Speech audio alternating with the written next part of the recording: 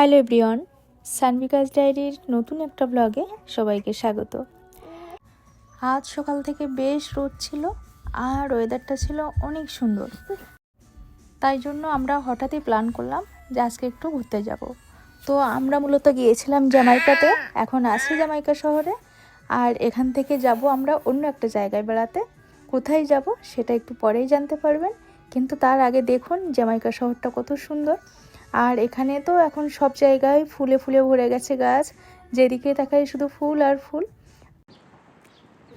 তো আমরা স্টেশনে চলে এসেছি, আর স্টেশনে এসে আমরা ট্রেনের জন্য অপেক্ষা করছি। এক্ষুনি ট্রেনে উঠবো আর যাব আমরা রুজভেল্ট আইল্যান্ডের উদ্দেশ্যে আজ। তো ট্রেনে উঠে গেছি আমরা। সানভিকার একটু ক্ষুধা লেগে গিয়েছিল, তো ওকে একটু আমরা ফ্রুটস খাওয়ালাম। আর এই যে একজন ভদ্রলোক, সে বসে বসে বই পড়ছে। এখানে আমি অনেকজনকে দেখেছি এরকম ট্রেনে বা বাসে, তারা বসে বসে বই পড়ে, খুব ভাল লাগে দেখতে। এখন তো সচরাচর এরকম দেখাই যায় না যে কেউ বই পড়ছে পাশে বসে। যাই হোক, চলে এসেছি আমরা আমাদের কাঙ্ক্ষিত স্টেশনে। আজ প্রায় প্রত্যেকটা স্টেশনেই কেন জানি অনেক ফাঁকা ছিল। সচরাচর এত ফাঁকা দেখা যায় না কোনো দিনও। তো বেশ ভালোই লাগছিল, একটু ফাঁকা ফাঁকা ছিল, গ্যাদারিং কম ছিল। তো এই যে এখন আমরা বের হব স্টেশন থেকে। আর স্টেশন থেকে বের হয়েই প্রথমে সারপ্রাইজড হয়ে গেলাম, কারণ আমরা যখন বের হয়েছিলাম তখন মনে হচ্ছিল ঠান্ডা কম আজ, কিন্তু এখানে আসার পরে দেখি বেশ বাতাস। যাই হোক, কিছু করার নেই, ঘুরতে বেরোলে এরকম টুকিটাকি প্রবলেম হতেই পারে। তো যাই হোক, এই হচ্ছে মূলত রুজভেল্ট আইল্যান্ড। আর এই আইল্যান্ডের কাছ থেকে ম্যানহাটন শহরটা খুব সুন্দর করে দেখা যায়। এই যে রিভারটা, এটা হচ্ছে ইস্ট রিভার। আর ম্যানহাটন আর কুইন্সের মাঝখানে হচ্ছে এই রুজভেল্ট আইল্যান্ডটা। 2 মাইলের মতো দীর্ঘ আর সরু এই আইল্যান্ডটা। আর এখানে আছে ম্যানহাটন স্কাইলাইনের দৃশ্য, 4 ফ্রিডমস পার্ক আর নিভৃত আবাসিক এলাকার জন্য কিন্তু এটা বেশ পরিচিত। এখানে এসে কিন্তু আপনি উপর থেকে যদি পুরো ম্যানহাটন শহরটা দেখতে চান, তাহলে কেবল কারের সাহায্যে আপনি পুরো ম্যানহাটন শহরটা খুব সুন্দরভাবে দেখতে পারবেন। আমাদেরও খুব ইচ্ছে ছিল এখান থেকে আমরা রোপ কারে উঠবো, পুরো শহরটা দেখবো অনেক উঁচু থেকে, কিন্তু সানভিকার জন্য তা আর হয়নি, কারণ ও অনেক দুষ্টুমি করছিল।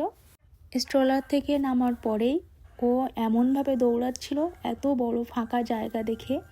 আর এখানে দেখুন কি সুন্দর ফ্যামিলি পিকনিক হচ্ছে। এরা এখানে এসে সবাই গল্প করছিল, পিকনিকের খাওয়া দাওয়া হচ্ছিল। খুব সুন্দর একটা পরিবেশ, মানে একদম চোখ জুড়িয়ে যাওয়ার মতো। একেবারে শহরের সমস্ত রকম কোলাহল ছেড়ে দূষণমুক্ত একটা শান্ত পরিবেশ। তো যাই হোক, অনেক প্ল্যান ছিল যে এই রুজভেল্ট আইল্যান্ডে গেলে অনেক ভিডিও করব। এখানে চেরি ব্লসম হচ্ছে, দারুণ চেরি ফুল ফুটেছে, কী যে সুন্দর লাগছে সব দেখতে। তো ভেবেছিলাম যে অনেক ভিডিও করব, এখানে যে ছবি তুলব সুন্দর সুন্দর। সানভিকার আমার কিছু ভিডিও করব খুব ইচ্ছে ছিল, কিন্তু তার কিছুই করা হয়নি, কারণ সানভিকাকে কোনোভাবেই আটকানো যাচ্ছিল না। সে শুধু দৌড়াবে, আর ওখানে যে সিঁড়ি ছিল সে শুধু সিঁড়ি দিয়ে উঠবে আর নামবে, এই করবে। না আমার কাছে একবারও আসছিল না, ছবি তোলার সে মুডে ছিল, এই জন্য কিছুই করতে পারিনি। আর আমি শুধু কিছু ভিডিও নিয়েছিলাম এই ফুলগুলোর। চেরি ফুলগুলো এখন কিন্তু পাপড়ি ঝরে পড়ছে, আর কিছুদিন পরে গাছে একদম ফাঁকা হয়ে যাবে, পাতা গজানো শুরু হয়ে যাবে, অলরেডি গিয়েছে। তো এখন কি যে সুন্দর লাগছে এই ফুলগুলো দেখতে, সামনে থেকে না দেখলে বোঝাই যাবে না। আর এই যে দেখুন, দেখা যাচ্ছে মাঝে মাঝে যে পাপড়িগুলো ঝরে ঝরে পড়ছে। তো আমি বারবার শুধু এই ফুল গাছের কাছে আসছিলাম আর ভিডিও করছিলাম। কি করব, নিজের ছবি নিজের ভিডিওতে কিছু করতে পারছিলাম না, কারণ সানভিকার পাপা ওকে নিয়েই বিজি ছিল। কিচ্ছু করার নেই, বাবা মা হয়ে গেলে হয়তো বা এইভাবেই সব কিছু স্যাক্রিফাইস করতে হয়। এমন সুন্দর জায়গায় গিয়ে না দুইজনে কোনো ছবি তুলতে পেরেছি, না ভিডিও করতে পেরেছি, কিন্তু সানভিকার খুশিটাই আমাদের কাছে অনেক বেশি। ও যে ওখানে গিয়ে এত খুশি হয়ে গিয়েছে, এত দৌড়াদৌড়ি করছিল, সেটা দেখেই আমাদের মন ভালো হয়ে গেছে। কোনো আফসোস ছিল না বাসায় ফেরার পথে যে ছবি তুলতে পারিনি তার জন্য। কিন্তু জায়গাটা এত সুন্দর ছিল যে একদম চোখে লাগার মতো। এই যে এটাই হচ্ছে সানভিকার কাজ ছিল মূলত। দেখুন, একবার ও সিঁড়ি দিয়ে উপরে উঠছে, একবার সিঁড়ি দিয়ে ও নিচে নামছে, এটাই ওর কাজ ছিল। আর ও এটাই করবে যদি এখান থেকে ওকে উঁচু করে নিয়ে আসা হয় তো একদম চিৎকার দিয়ে কান্নাকাটি করছিল। তারপরে আমরা চলে এসেছিলাম, একটা বেঞ্চে এসে বসছিলাম, ও কান্না করছিল বলে। হঠাৎ করে দেখি একটা ফোন ফেলানো এখানে, আশেপাশে কেউ ছিল না, ওই যে দূরে ওরা ছিল আর আমরা যে জায়গাটা বসে আছি এইখানে ছিল এই ফোনটা ফেলানো, অনেকক্ষণ ধরে একটা আইফোন ফেলানো ছিল। তা আমি আবার একটু ভিডিও করলাম আর হাসছিলাম যে আমাদের দেশ হলে এতক্ষণ কখন কে কোথা থেকে নিয়ে চলে যেত, আর এখানে একটা ফোন নেওয়ারও কেউ নাই। যাই হোক, আমরা আর বেশিক্ষণ থাকতে পারিনি কারণ একটু ঠান্ডা লাগছিল আর সাথে সানভিকাও একটু ডিস্টার্ব করছিল।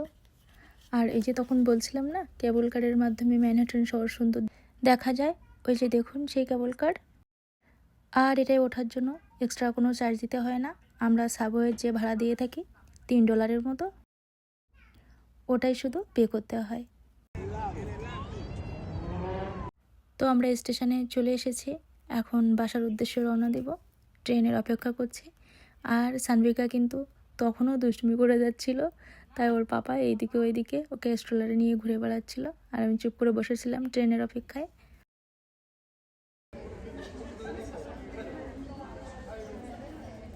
আর এখন আমরা জ্যাকসন হাইটসে চলে এসেছি। এখানে প্রচুর মানুষ ছিল আর সবাই ম্যাক্সিমাম বাঙালি। এখানে আসলেই বাংলাদেশের একটা দারুণ ফিল পাওয়া যায়, সব সময় বলি। সবাই গল্প করা, কেনাকাটা এগুলো নিয়ে ব্যস্ত। আর আমরা বাসার দিকে এগোচ্ছি আস্তে আস্তে। এখান থেকে বাসে করেও যাওয়া যায় আমাদের বাসায়, কিন্তু আমরা হাঁটতে হাঁটতেই যাচ্ছিলাম। এই ফুলগুলো এখন সারা শহর জুড়ে দেখা যাচ্ছে, যেখানেই যাচ্ছি। সাদা আর গোলাপি কালারের ম্যাগনোলিয়া ফুল বলে এগুলো, এত যে সুন্দর লাগে দেখতে, দারুণ সুন্দর। অবশেষে টিউলিপ দেখতে দেখতে বাসার কাছে চলে এসেছি। তো আজকে এই পর্যন্ত। সবাই ভালো থাকবেন, সুস্থ থাকবেন।